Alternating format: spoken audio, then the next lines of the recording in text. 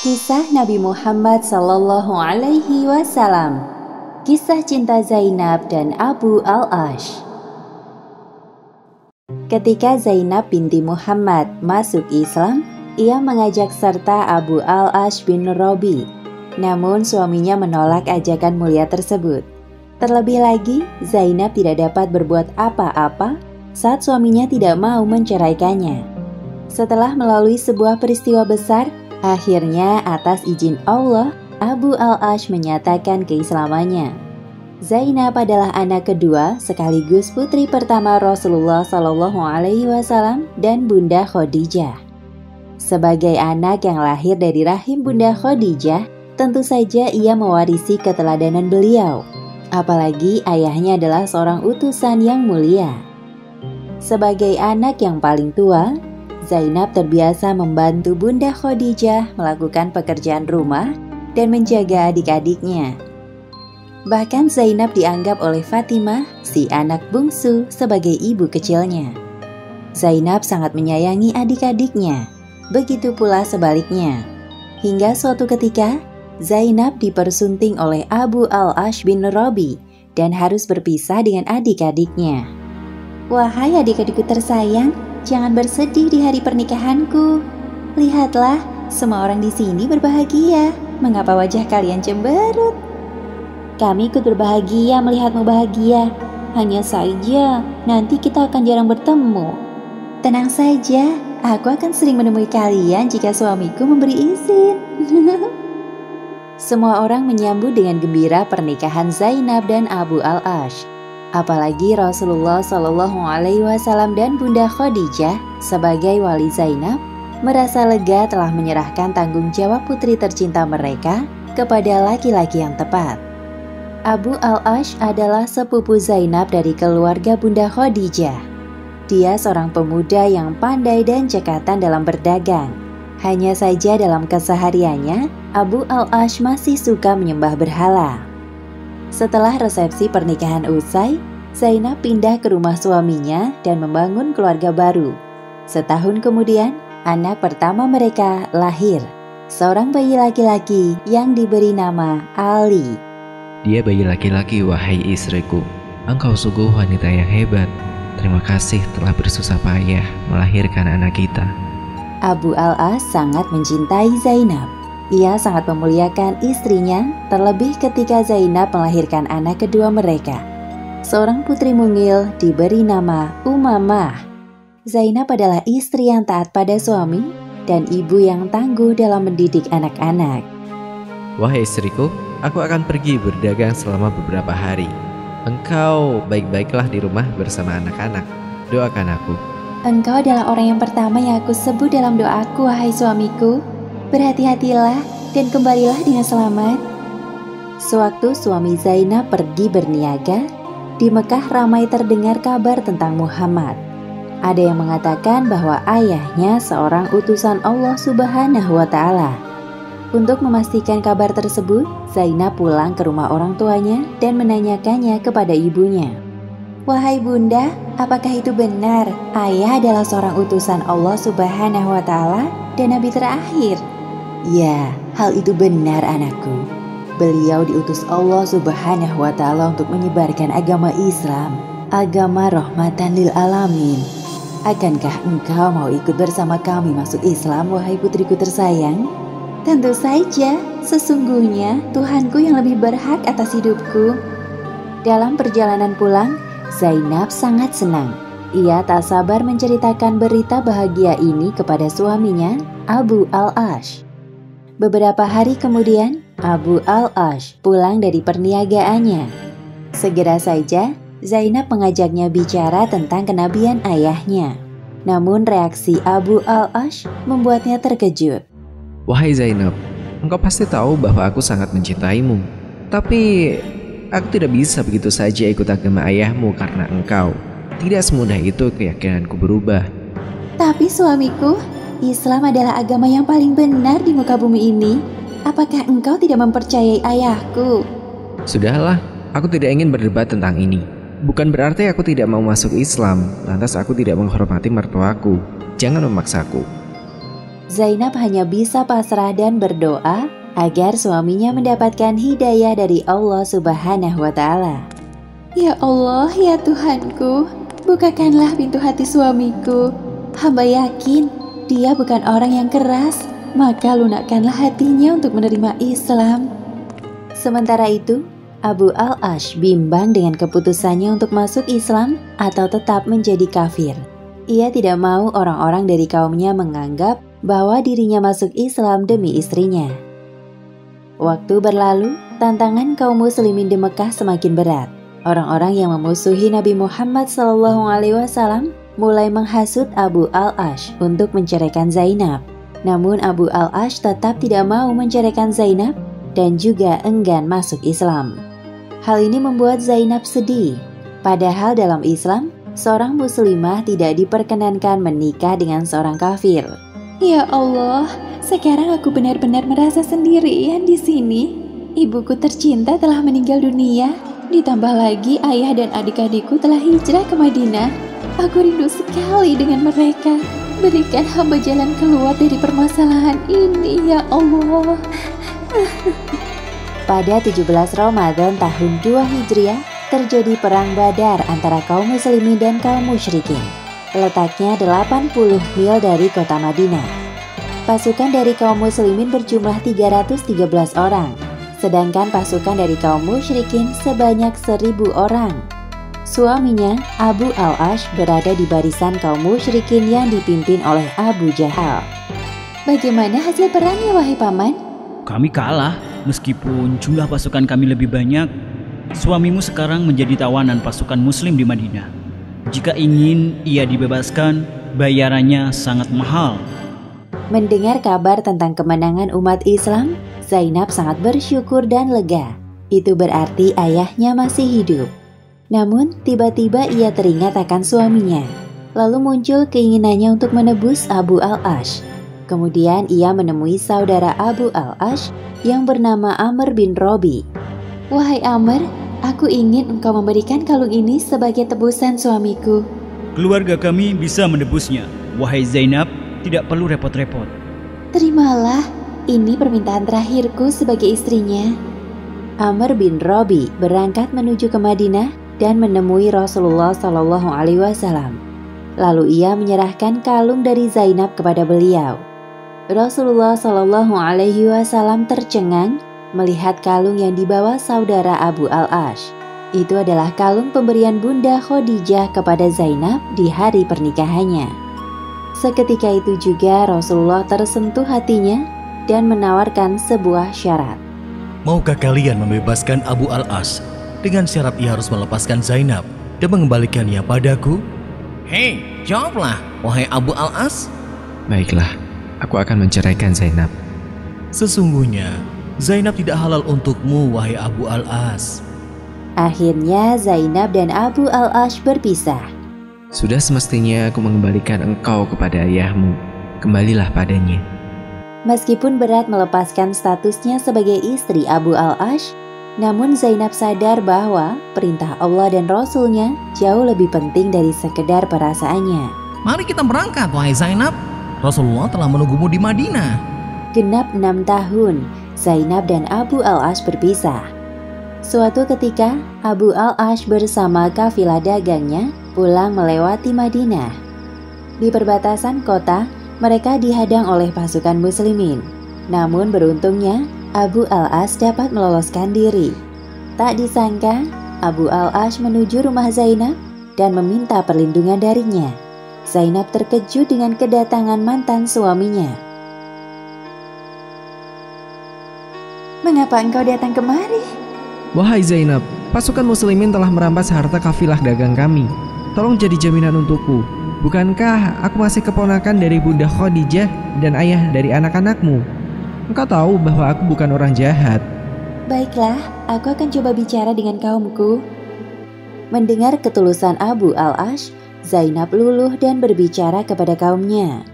Wahai kaumku, aku Zainab binti Muhammad.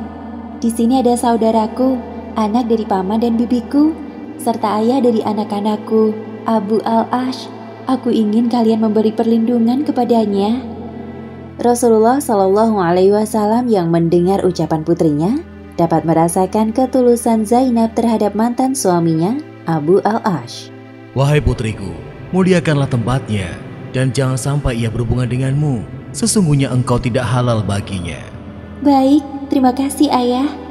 Kemudian para sahabat mengembalikan barang rampasan yang mereka ambil dari rombongan Abu Al-Ash. Sebelum meninggalkan Madinah, Abu Al-Ash berbicara dengan Zainab. Mereka telah mengajakku untuk masuk Islam, namun aku menolaknya. Aku tidak ingin memulai agama baruku dengan pengkhianatan. Mendengar ucapan Abu Al-Ash, Zainab merasa akan ada berita baik yang akan ia dengar kemudian. Selama ini, Zainab tidak pernah berhenti berdoa kepada Allah Subhanahu wa Ta'ala agar Abu Al-Ash masuk Islam. "Semoga engkau selamat sampai Mekah, wahai Abu Al-Ash." Sesampainya di Mekah, Abu Al-Ash menyerahkan barang dagangannya kepada para pemiliknya. Setelah itu, ia bersaksi di tengah-tengah kaum Quraisy.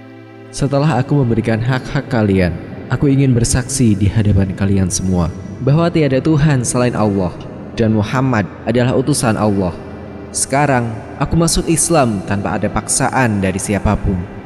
Orang-orang Muslim yang mendengar kesaksian Abu Al-Ash merasa senang dan menyelamatinya. Aku tahu bahwa engkau adalah orang baik, wahai Abu Al-Ash. Selamat bergabung, wahai saudaraku.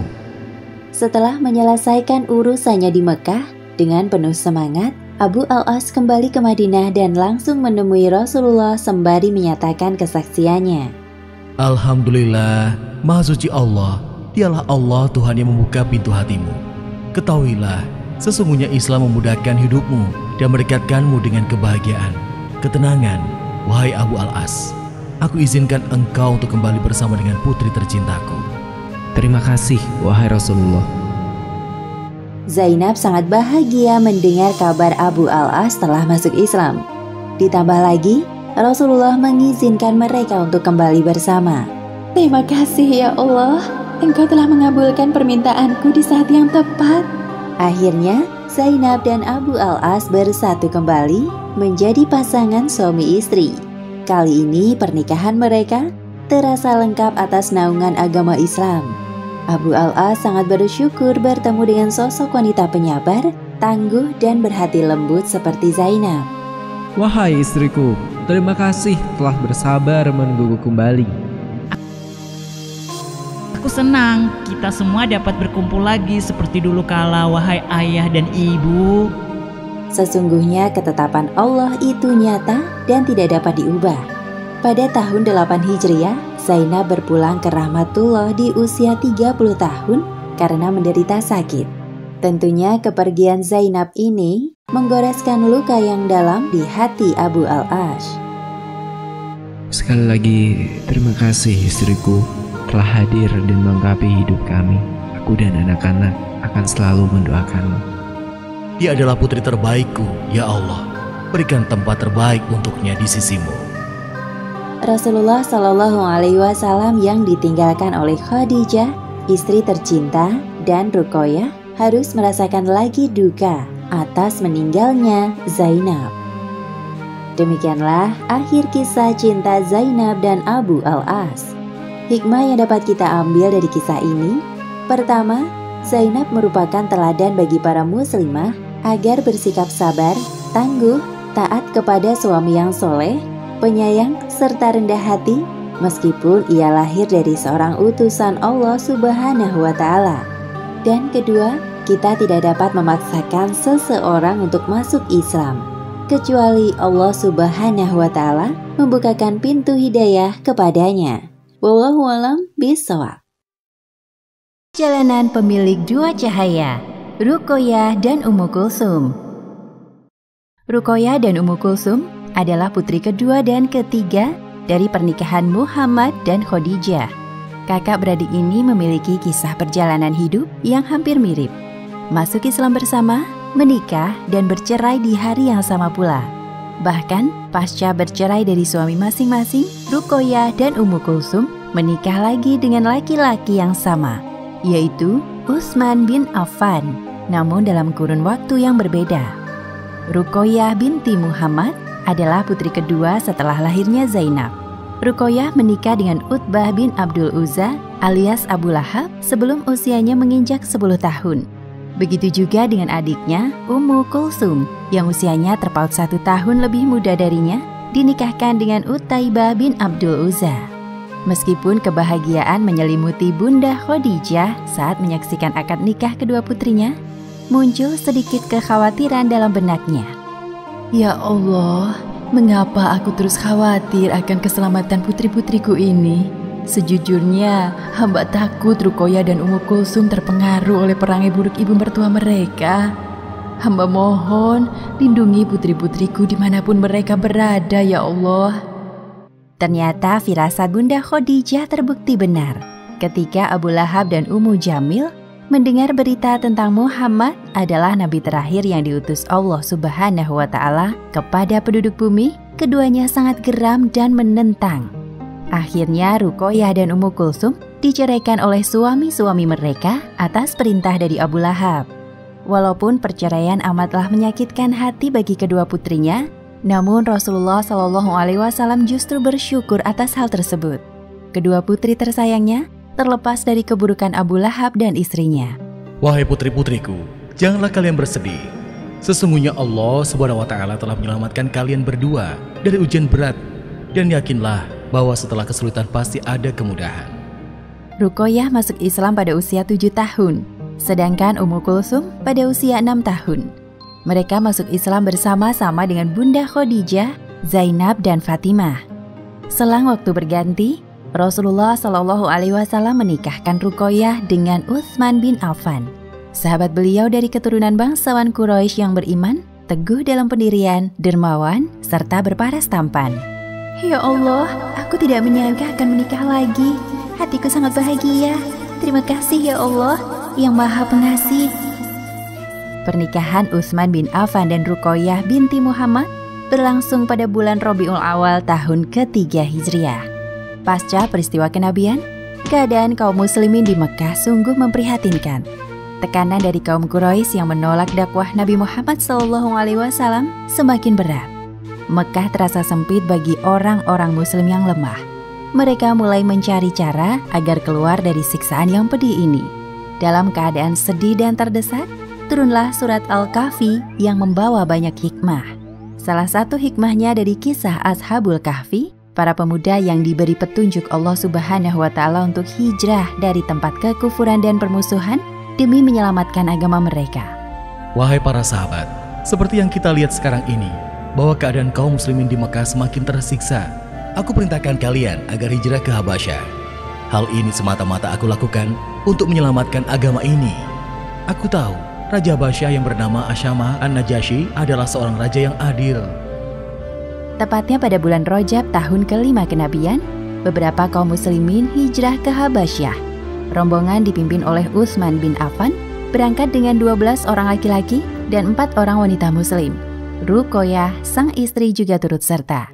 Sedangkan Rasulullah dan keluarga yang lain tetap tinggal di Mekah. Mereka berjalan dengan sesekali bersembunyi menuju pantai agar tidak diketahui orang-orang Quraisy. Di pelabuhan Syaibah, tampak 2 kapal menuju Habasyah.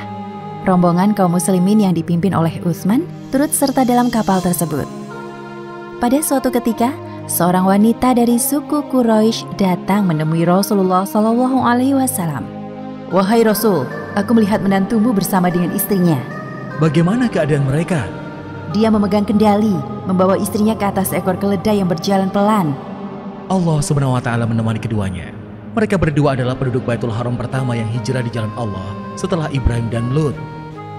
Raja Najasyi dan penduduk Habasyah menyambut kedatangan kaum muslimin Mekah dengan sangat baik. Mereka hidup damai dan tenang selama beberapa waktu.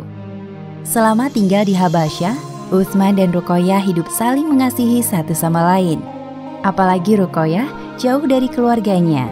Ia hanya memiliki suami yang setia di sisinya. Dari rahim Ruqayyah lahirlah seorang putra yang diberi nama Abdullah. Namun tidak sampai tumbuh dewasa, Allah Subhanahu wa Ta'ala memanggil Abdullah di usianya 6 tahun. Terdengar kabar bahwa keadaan kaum muslimin di Mekah telah aman.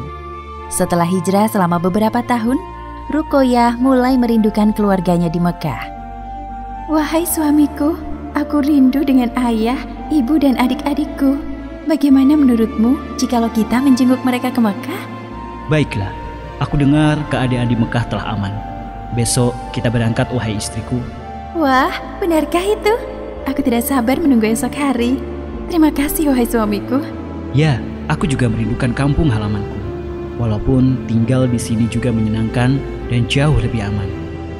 Namun ternyata penderitaan kaum muslimin semakin menyedihkan pasca ditinggal hijrah ke Habasyah. Rasulullah telah kehilangan banyak harta untuk menolong kaum muslimin yang kesusahan. Bahkan Bunda Khadijah telah ikhlas merelakan semua hartanya untuk dakwah Islam. Hal ini menyebabkan keluarga Rasulullah hidup dalam keadaan yang memprihatinkan. Pada tahun ke-10 kenabian, kabar duka menyelimuti Rasulullah SAW. Beliau sangat menderita pasca meninggalnya paman tercinta Abu Thalib. Ditambah lagi 3 bulan berikutnya, istri tercintanya, Khadijah Al-Kubra, menyusul. Ruqayyah yang melihat jenazah ibunya merasa terpukul. Bunda, aku sangat merindukanmu. Telah lama kita tak berjumpa. Sekarang kudapati engkau terbujur kaku, terbungkus sorban suci milik ayah. Mari kita doakan Bunda, semoga amal ibadahnya diterima di sisi Allah, Kak. Sepeninggal Bunda Khadijah, keadaan terasa semakin sulit bagi Rasulullah SAW. Tahun itu disebut juga Amul Huzn atau tahun kesedihan, karena beruntunya kesedihan demi kesedihan di tahun tersebut. Rasulullah SAW memutuskan agar para sahabatnya hijrah dan memperluas dakwah ke Madinah. Ruqayyah juga turut serta dalam perjalanan. Hijrah kedua ini membuat Ruqayyah dijuluki dengan Ummu Abdillah atau Zu Hijratain, wanita yang melakukan hijrah untuk kedua kalinya di jalan Allah. Setelah kurang lebih 2 tahun tinggal di Madinah, kondisi kesehatan Ruqayyah mulai menurun. Ia sering sakit-sakitan. Suatu malam di Madinah dipenuhi dengan seruan perang Badar.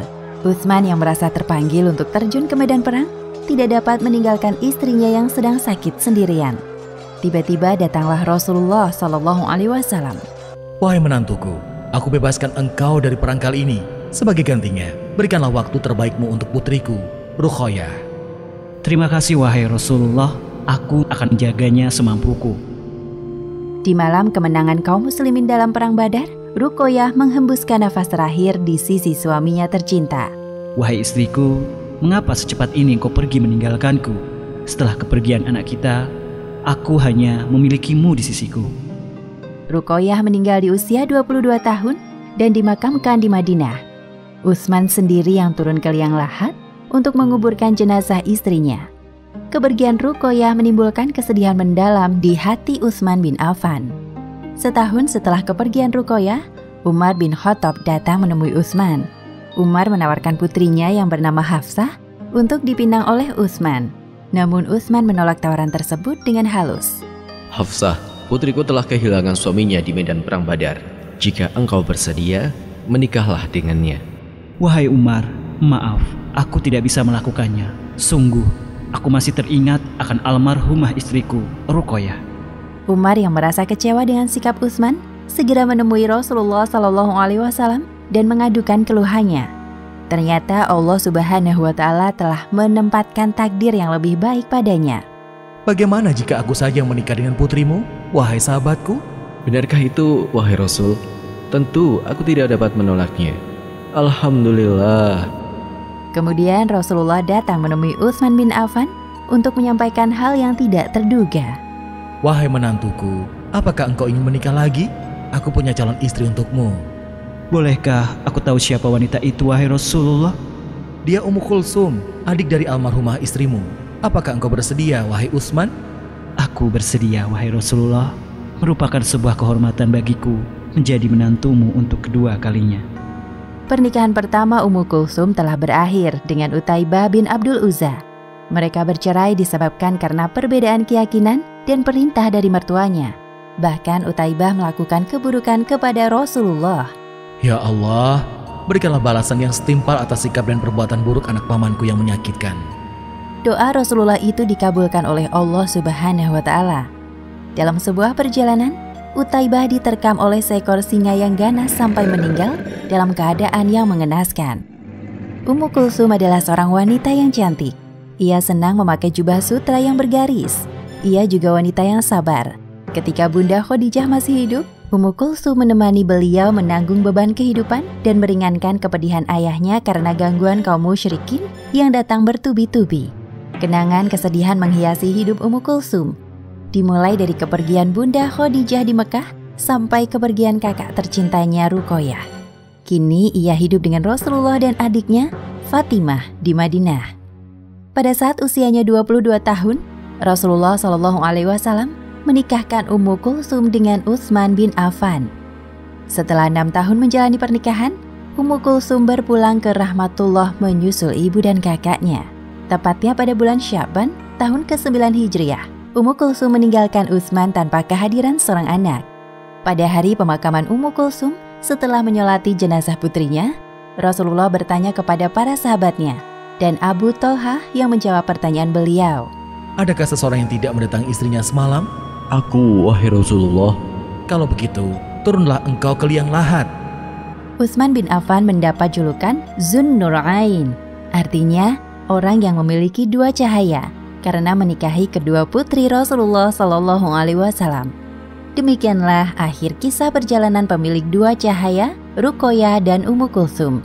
Hikmah yang dapat kita ambil dari kisah ini: pertama, sesungguhnya setelah kesulitan ada kemudahan. Kedua, jangan ragu untuk mengutamakan perintah agama Islam dibandingkan kecintaan kita terhadap dunia. Maka Allah akan memberikan balasan berkali-kali lipat lebih baik. Wallahu a'lam bishawab. Kisah Nabi Muhammad Sallallahu Alaihi Wasallam mengenal Fatimah Az-Zahra, putri kesayangan Rasulullah. Fatimah merupakan putri bungsu dari pernikahan Nabi Muhammad Sallallahu Alaihi Wasallam dengan Khadijah binti Khuwailid. Meskipun Fatimah lahir dari keturunan manusia paling mulia di dunia, tidak lantas menjadikannya sombong. Justru karena kepribadian Fatimah lah yang kelak mengantarkan ia menjadi pemimpin para wanita penduduk surga. Kehamilan Bunda Khadijah disambut sukacita oleh Rasulullah Shallallahu Alaihi Wasallam. Suatu kali Rasulullah melihat Bunda Khadijah sedang berbicara dengan bayi yang ada di dalam kandungannya. Wahai istriku, apa yang sedang engkau lakukan?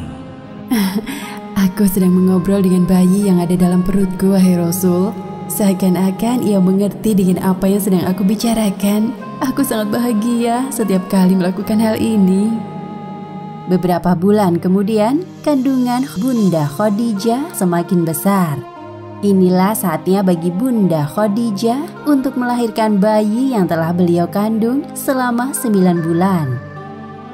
Atas izin Allah Subhanahu wa Ta'ala, dengan diiringi kekuatan dan keikhlasan seorang ibu, lahirlah seorang bayi perempuan cantik dari rahim Bunda Khadijah. Bayi ini kemudian diberi nama Fatimah. Wahai Khadijah, engkau telah melahirkan seorang bayi perempuan. Barakallahu fiik. Alhamdulillah, la haula wa la quwata illa billah. Bayi Fatimah disusui langsung oleh Bunda Khadijah tanpa perantara ibu susu. Tak lupa beliau melafazkan zikir agar setiap tetes ASI yang diserap Fatimah mengandung keberkahan. Fatimah kecil tumbuh dalam lingkungan keluarga Islami. Bunda Khadijah dan Rasulullah Sallallahu Alaihi Wasallam sebagai orang tua mampu menjadi teladan bagi Fatimah. Walaupun tinggal di lingkungan jahiliyah, Fatimah tidak mudah terbawa pengaruh buruk. Setelah turun risalah kenabian, ujian demi ujian datang menerpa. Semakin bertambah usia, Fatimah menyadari bahwa kaum Quraisy tidak menyukai ayahnya sebagai sosok pembawa kebenaran. Hal tersebut membuat perasaannya sedih dan terluka karena Fatimah begitu menghormati dan menyayangi Rasulullah. Di usianya 7 tahun, Fatimah ikut bersama rombongan kabilah Bani Hashim dan Bani Abdul Muthalib meninggalkan kota Mekah. Hal ini dikarenakan peristiwa pemboikotan atau pemutusan hubungan yang dilakukan kaum musyrikin Quraisy. Selama kurang lebih 3 tahun tinggal di lokasi pengungsian, Fatimah menyaksikan perjuangan umat Islam secara langsung. Setiap hari ia melihat orang-orang kelaparan, mendengar tangisan anak-anak, dan ikut cemas dengan keselamatan ayahnya yang diincar oleh kaum musyrikin Quraisy. Tanpa disadari, semangat perjuangan mengalir kuat dalam darah Fatimah. Ia lalu bertekad untuk membantu dakwah Islam yang diemban ayahandanya. Berkat peristiwa pemboikotan ini, Fatimah tumbuh menjadi wanita yang tangguh, sabar, qanaah, dan tabah dalam menjalani ujian kehidupan. Hingga sebuah peristiwa besar meruntuhkan pertahanan Fatimah di tahun ke-10 kenabian. Fatimah harus merelakan kepergian sosok Bunda Khadijah yang menghangatkan hari-harinya. Sebagai putri satu-satunya yang tinggal bersama dengan Rasulullah, Fatimah selalu mendampingi beliau melewati masa-masa sulit pasca wafatnya Bunda Khadijah. Saat ini, Fatimah merupakan pelipur lara bagi Rasulullah. Ia sosok yang bertugas mengurus keseharian beliau. Maka Fatimah dijuluki sebagai Ummu Abiha, yang artinya ibu dari ayahnya. Sementara itu, gangguan dari kaum musyrikin terhadap Rasulullah semakin menjadi-jadi. Tidak sekali 2 kali Fatimah mendapati kondisi ayahnya terluka atau kotoran mengenai pakaian beliau ketika pulang ke rumah. Astagfirullahaladzim. Ya Allah, siapa lagi yang tega melakukan ini padamu, wahai ayah? Jangan menangis, anakku. Sesungguhnya Allah Subhanahu wa Ta'ala yang akan menolongku. Fatimah pernah mendapati ayahnya dilempar bangkai binatang ketika sedang sholat. Kebetulan hari itu, Fatimah ikut pergi ke Masjidil Haram bersama Rasulullah. Ia menyaksikan secara langsung perbuatan keji komplotan Abu Jahal terhadap ayahnya. Seketika itu juga, Fatimah langsung berdiri dan menyingkirkan bangkai binatang dari punggung ayahnya. Setelah Rasulullah selesai beribadah, Fatimah melaporkan pelaku perbuatan keji tersebut tanpa rasa takut. Kemudian Rasulullah mendongak ke arah langit seraya berdoa, Ya Allah, hanya kepada Engkau aku menyerahkan keadaan kaum Quraisy ini. Sepeninggal Bunda Khadijah, kehidupan Fatimah dan Rasulullah jauh dari kata mewah. Harta peninggalan dari Bunda Khadijah telah habis digunakan untuk membebaskan para budak, membantu orang-orang miskin, dan para sahabat yang sedang kesulitan uang. Wahai Fatimah, anakku, ingatlah akan satu hal ini. Bersabarlah atas pahitnya dunia, maka engkau memperoleh kenikmatan yang abadi di akhirat. Fatimah tidak pernah sekalipun mengeluh kepada Allah Subhanahu wa Ta'ala. Ia senantiasa bersyukur atas rezeki yang diberikan olehnya, meskipun tidak banyak di mata manusia. Ya Allah, hamba ridho dengan pemberianmu, dan semoga Engkau meridhoi hidupku di dunia yang fana ini. Rasulullah sangat menyayangi Fatimah. Hal tersebut beliau sampaikan di hadapan para sahabat. Fatimah itu bagian dari diriku. Barang siapa yang menyakiti Fatimah, maka sama artinya menyakiti diriku. Kedekatan antara Rasulullah dengan Fatimah menimbulkan beberapa kemiripan di antara mereka. Bunda Aisyah pernah mengatakan tentang kemiripan Fatimah dengan Rasulullah Sallallahu Alaihi Wasallam. Tidak ada seorang pun yang lebih mirip Rasulullah dari caranya bertutur kata dan berjalan selain Fatimah. Beberapa julukan yang diberikan Rasulullah Sallallahu Alaihi Wasallam kepada Fatimah yaitu Az-Zahra yang artinya cemerlang, As-Siddiqah yang artinya wanita yang jujur, At-Tahirah artinya wanita yang suci, Az-Zakiyah artinya wanita yang cerdas, Al-Mubarakah, dan lainnya.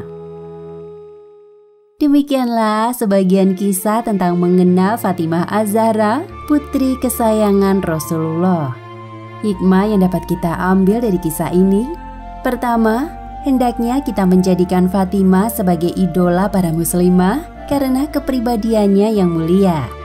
Dan kedua, jangan menyerah dalam menjalani ujian kehidupan, karena hal tersebut dapat meninggikan derajat keimanan kita di hadapan Allah Subhanahu wa Ta'ala. Wallahu a'lam bishawab.